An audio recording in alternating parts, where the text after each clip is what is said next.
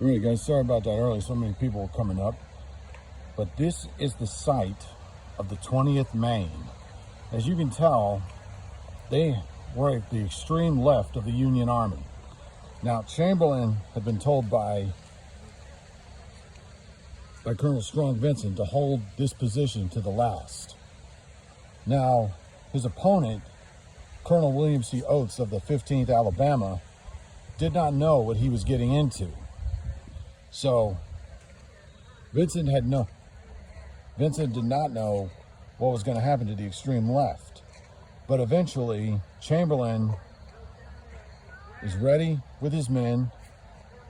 They've got 60 rounds per man, but you've got a whole army coming at you, and you have to think about how many rounds you really need. Now, eventually, Colonel Oates and his men, though tired and have not had water yet, they don't realize what they're really getting into. Now, eventually, Oates and his men would lead up around to the side of Little Round Top. And eventually, Oates would eventually reach that boulder. And it was at that site that he witnessed a horrendous scene, which he would later include in a book.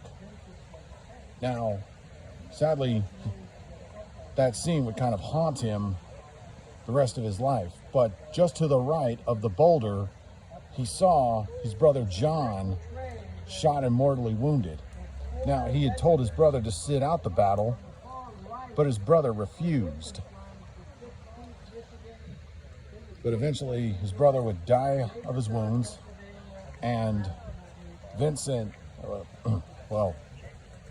Chamberlain and Oates would continue their fight on and around this area of Little Round Top.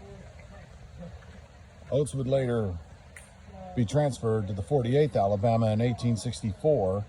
Chamberlain would be promoted to brigadier general after being wounded 6 more times. So just imagine what it would have been like to be up here on Little Round Top with the 20th Maine. And that's their monument over there. Sorry if the person's in the way. But you can plainly see this is where the 20th Maine stood their ground in the audacious battle of Little Round Top to the extreme left of the Union Army.